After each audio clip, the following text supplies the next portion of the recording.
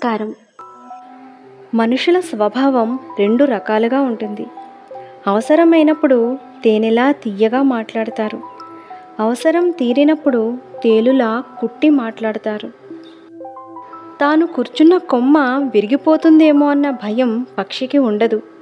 ఎందుకంటే ఏ పక్షి కూడా తను వాలిన కొమ్మను నమ్ముకోదు, తన రెక్కల్నే నమ్ముకుంటుంది. సముద్రం అందరికీ ఒకటే. ఈత వచ్చిన వాడికి ముత్యాలు దొరుకుతాయి, వల వేయటం వచ్చిన వాడికి చేపలు దొరుకుతాయి, నిలబడి చూసేవారికి కాళ్ళు మాత్రమే తడుస్తాయి. జీవితం కూడా అందరికీ ఒక్కటే. మన ప్రయత్నాన్ని బట్టి విజయం చేకూరుతుంది. పక్కవాడు ఏడుస్తుంటే చూసి ఆనందించకు. ఎందుకంటే నీకు ఎందులో అయితే ఆనందం దొరుకుతోందో దేవుడు నీకు అదే ఇస్తాడు. గూట్లో గువ్వలా బతికేద్దాం అనుకోకూడదు, గుహలో సింహంలా బతకాలి. సమస్య లేని ఉద్యోగం లేదు, సమస్య లేని వ్యాపారం లేదు, సమస్య లేని వ్యవసాయం లేదు, సమస్య లేని సంసారం లేదు, సమస్య లేని మనిషే లేడు. సమస్య అన్నది సహజం, దాన్ని జయించిన వాడే ధీరుడు. మన గురించి నలుగురు ఏమనుకుంటున్నారో అని ఆలోచించే కంటే మన గురించి మనం ఏమనుకుంటున్నాం అన్నదే ముఖ్యం. ఎందుకంటే మన జీవితం మనదే, మనకొచ్చే కష్టనష్టాలు మనమే భరించాలి. గొప్పగా బతకడం సాధ్యం కాకపోవచ్చు, కానీ తృప్తిగా జీవించడం అనేది మన చేతుల్లోనే ఉంటుంది. మాటకు విలువ లేనప్పుడు మౌనం మంచిది, మనిషికి విలువ లేనప్పుడు దూరం మంచిది. కష్టాలు మన సామర్థ్యాన్ని బయటకు తీస్తే, సుఖాలు మన బలహీనతను బయటపెడతాయి. అవమానాలు, నిందలు, హేళనలు అనే వాటిని దాటుకుని వెళితేనే సుఖం, సంతోషం, గౌరవం అనే వాటిని చేరుకోగలుగుతావు. జీవితంలో ఈ 3 విషయాలు ఎప్పటికీ గుర్తుపెట్టుకోండి.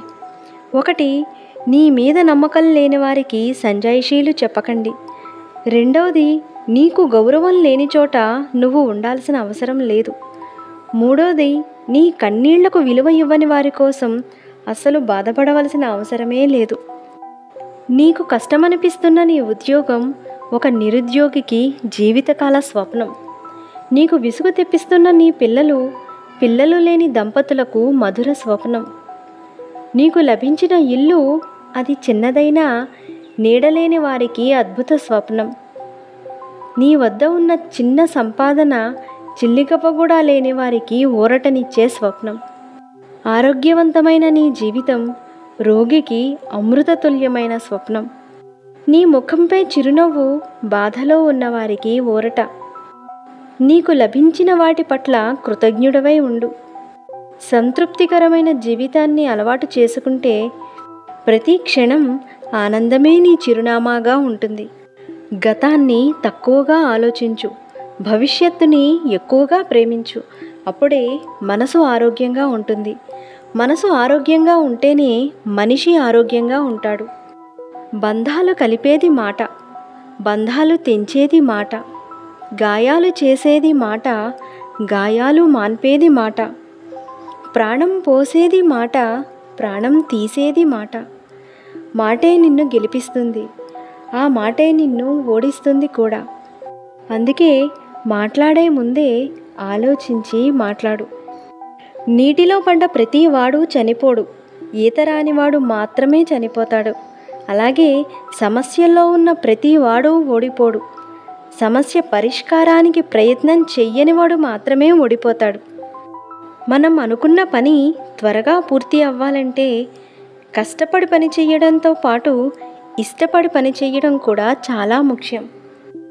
డబ్బు ఉందని ఖర్చులను పెంచుకోకు, బలం ఉందని శత్రువులను పెంచుకోకు. ఇవి 2 మనిషి మనశ్శాంతికి చాలా ప్రమాదం అని గుర్తుంచుకో. పూజలు చేసేటప్పుడు దేవుడు వింటాడు అని నమ్మితే, ఇతరులకు హాని చేసేటప్పుడు ఆ దేవుడు తప్పకుండా చూస్తున్నాడు అని గుర్తుంచుకో. ఎక్కువగా ఎవరినీ నమ్మకు, మోసపోతావు. ఎవరికోసము ఎక్కువగా ఆలోచించకు, అలుసైపోతావు. ఎవరికి ఎక్కువ విలువ ఇవ్వకు, గౌరవాన్ని కోల్పోతావు. ఎవరిని ఎక్కువగా ప్రశ్నించకు, శత్రువ్వి అయిపోతావు. శ్రమకు నువ్వు బానిస అయితే అది నిన్ను విజయానికి యజమానిని చేస్తుంది. చదువు కన్నా సంస్కారం ముఖ్యం, విద్య కన్నా వినయం ముఖ్యం, జాతి కన్నా నీతి ముఖ్యం, మతం కన్నా మానవత్వం ముఖ్యం, కులం కన్నా గుణం ముఖ్యం. తెలివికి నిదర్శనం తప్పులు వెతకటం కాదు, పరిష్కారాలను సూచించగలగటం. మనం ఏదైనా మౌనంగా భరించినంత కాలం మంచివాళ్లమే. ఎప్పుడైతే భరించలేక ఎదురు ప్రశ్నిస్తామో అప్పటి వరకు చేసిన మంచినంతా మర్చిపోయి మనకు ఎక్కడా లేని చెడ్డతనాన్ని అంటగట్టి మనకే తెలియకుండా ప్రపంచానికి చెడుగా పరిచయం చేస్తుంది. అదే లోకం తీరు. మనం ఏ పని చేస్తున్నా ఎవరో ఒకరు రాళ్ళు విసురుతూనే ఉంటారు. ఆ విసిరిన రాళ్లతో నీ చుట్టూ గోడ కట్టుకుని అక్కడే ఆగిపోతావా? లేదా ఆ రాళ్లనే నీ గెలుపుకు బాటగా మార్చుకొని గెలుస్తావా? నిర్ణయం నీ చేతుల్లోనే ఉంది. మరొక మంచి అంశంతో మళ్ళీ కలుద్దాం. నమస్కారం.